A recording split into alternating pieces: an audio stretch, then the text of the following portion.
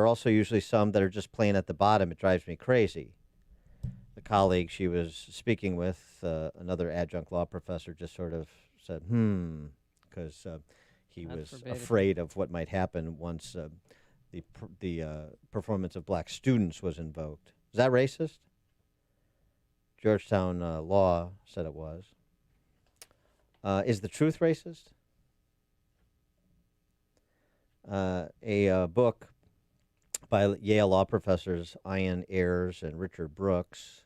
Does affirmative action reduce the number of black lawyers? That was their book. With the exception of traditionally black law schools, where blacks still make up 44% of the student body, the median black law school grade point average is at the 6.7th percentile of white law students. This means that only 6.7% of whites have lower grades than 50% of blacks. One finds a similar result at the other end of the distribution, as only 7.5% of blacks have grades that are higher than the white median. Does this mean that blacks can't succeed in law school? No. No.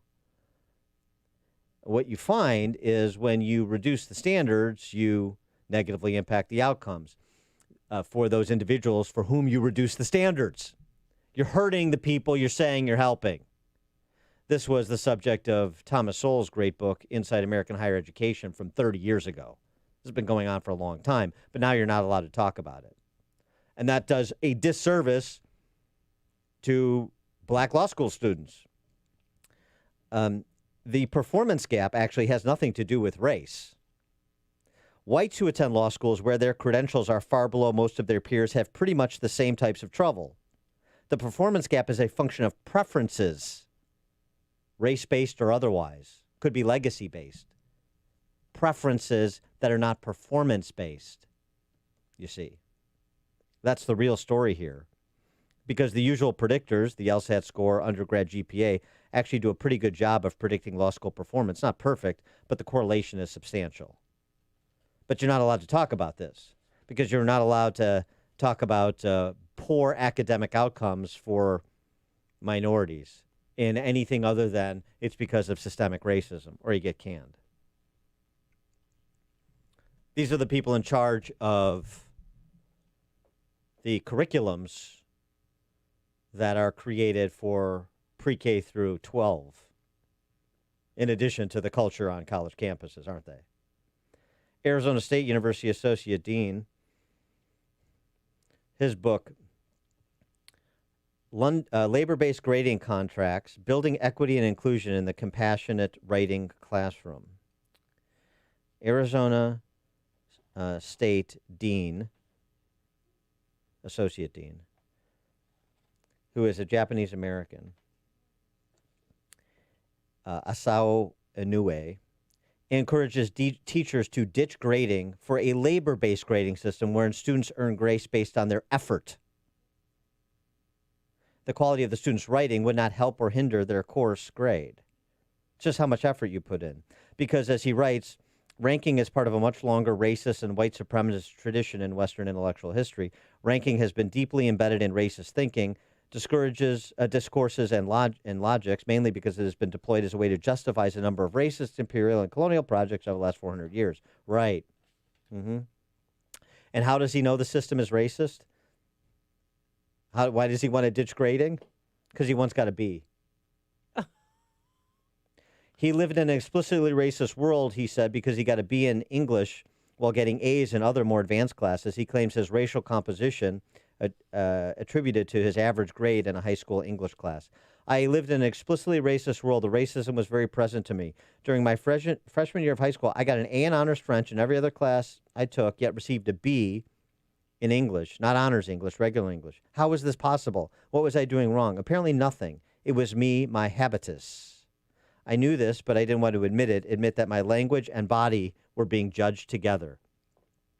This is a guy who, by the way, his mother is white and Eastern European. He received his bachelor's and master's degree from Oregon State and a PhD from Washington State University. But he has suffered under the oppression of the systemically racist pre-K through post-secondary education system in America. The solution? Get rid of grading, other than,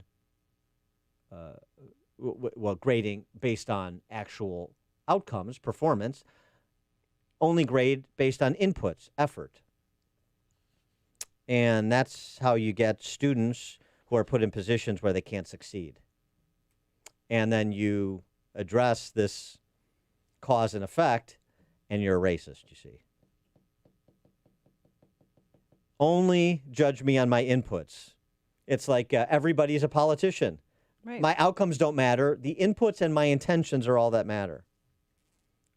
And, of course, what we're really all here to do is stamp out whiteness, because that is the proximate threat to Western civilization. For more on all this, we're pleased to be joined by John Murawski, reporter with RealClearInvestigations.com, who's written extensively about this. In fact, we talked a little bit about one of his recent pieces yesterday about what's happening at the K through 12 level in California. John, thanks for joining us. Appreciate it. Thanks for having me on. How are you?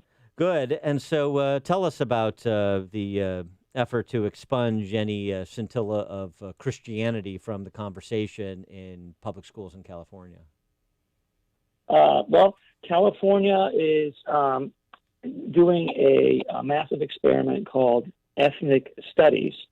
They're developing a statewide model curriculum, which is essentially a standard on how to teach ethnic studies, and a separate bill would make taking an ethnic studies class mandatory to graduate from high school.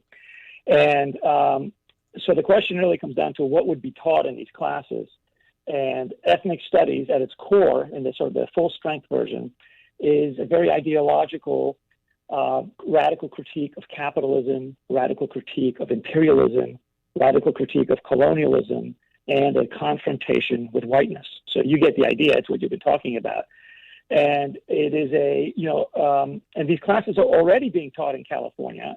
There's more than 300 high schools that teach ethnic studies of various intensities. Some of them are more like just African American literature or Chicano literature, and some of them are more militant in style.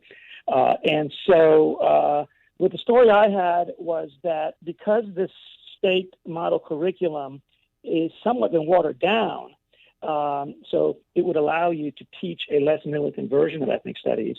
The ethnic studies practitioners in the state have formed their own group, and they're creating their own model curriculum, and they're going to pitch that to school districts, to individual schools, to school administrators, and to teachers.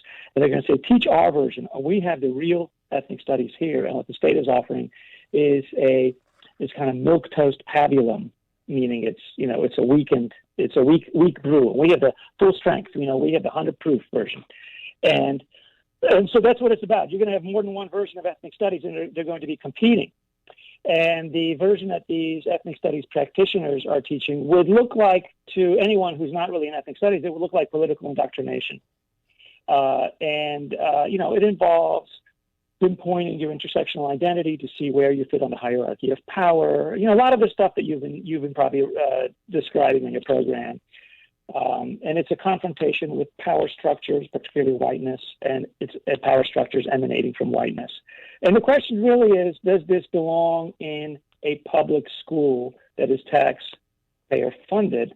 Because, we typically have restrictions on how much indoctrination and how much politics can you inject into a class. And the other aspect of ethnic studies that's really interesting is it has a religious component. It has kind of almost a mystical component. The practitioners actually describe it as radical healing and as a way of life. And so it's, even in their own words, they talk about it as a kind of a movement and a philosophy. And they call it transformational and emancipatory and liberatory, and it's unlike anything most people have ever taken in a high school class. Well, I'm not praying to false gods, but can parents opt out for their children from these classes? Is that an option? So right now, there are some school districts in California where it is already mandatory for high school graduation. And if it became mandatory for high school graduation, it depends on how they would write the law. right? It depends on what they actually pass. But I'm presuming that you would have to take the class in most cases. So it depends on what class it is. I mean, a high school might offer 10 different ethnic studies classes, and one class might be, full bore, 100%, 100 proof ethnic studies, where you have to engage in protests and challenging administrators and doing sit-ins. That might be one class. But they might offer you another version where you could just take a course in African American literature, where you would just read novels and poetry and write papers, but it wouldn't require you to raise your fist and protest, and you wouldn't have to participate in anything. It would be more of a traditional class. So if they offer you options, that would be one way of doing it. You could take the more traditional kind of class, and it would be called ethnic studies. And that's the kind of class that the ethnic studies practitioners are really upset about, because they think it's watering it down. But if they only offered the full-strength versions and they didn't let you get out of it, then you would have a lot of, I think, conflict in these school districts, a lot of upset parents and teachers and students, parents, and I think some teachers too. So it really depends on what version of ethnic studies is offered in the school, and it depends on how the mandate will be structured, how it will be phrased, to see if there are any provisions or escape clauses. But my sense is probably not. Yeah, and the Biden White House is coming out in full defense of self-segregation, opposing a finding from the Trump administration's the DOE during the Trump presidency, the Office of Civil Rights and the Department of Education. This is a Chicago area school district, Evanston-Skokie, suburban Chicago, which instructed teachers to consider students' race when taking disciplinary measures, separated staff into white and non-white groups for a training program, held a colorism privilege walk where students separated themselves by skin color, and so on and so forth. The OCR's enforcement director found that discriminatory. I thought we were trying to, Jim Crow, that racial order of segregation was a bad idea. Apparently, that's not what the critical race theorists of today think. And the Biden administration, of course, is siding with the critical race theorists, as is the entire pre-K through post-secondary educational institutions and universe, particularly those in charge of making curriculum decisions. Well, we know that the Biden administration is committed to equity, and so equity is your clue there, as opposed to equality. Equity is equality of outcomes that is proportional to the population. So if black people make up 14% of the population, black people should be 14% of executives and mid-level managers and teachers, and so that's and women are 50% of the population, and women should be proportionally represented in social institutions. So that's what equity is, and the way we get to equity is by restructuring our social institutions and redistributing access. So they're really committed to that, and critical race theory and ethnic studies are really programs that try to put equity into effect. So they're equity programs. They might as well be called equity studies. Yeah. But let's break our kids back into those schools that they've been frozen out of, so they can get back to the indoctrination. Hurrah. John Murawski, reporter with RealClearInvestigations.com. John, thanks for joining us. Appreciate it. Yeah, thanks for having me on. Thank you, and he joined us on our turnkey.pro answer line. The more you listen, the more you'll know. This is Chicago's Morning Answer. Morning Answer on AM 560. The Answer. Does it feel like your house is getting smaller every day? Like the walls are closing in around you? If you're like most people, you're spending more time at home working, entertaining friends and family, and even doing e-learning with the kids. What if you can improve your lifestyle by turning your unfinished basement into a whole new world? Hi, I'm Nick Richmond, proud founder of the area's largest basement finishing company, Matrix Basement Systems. We've finished over 6,000 basements, and every single space is unique. We tailor the design, the planning, and the build-out around your needs and your lifestyle. Whether you're in need of a home gym, a home office, a theater area for movie night, or a lower-level bar for entertaining friends on a weekend, we've got you covered. For you loyal AM 560 listeners, we're also offering 60 months of interest-free financing. That's right, 5 years of free money towards your long overdue basement finishing project. Don't keep putting it off. You don't have to. It's time to get you and your family that extra living space you deserve. Check us out online at mymatrixbasement.com. That's mymatrixbasement.com. All right, got a great night's sleep last night, all thanks to My Pillow. Conforms to your neck and back. You know, I love My Pillow. I've been talking about it, but they do more than just pillows. They have those Giza Dream Sheets, the My Pillow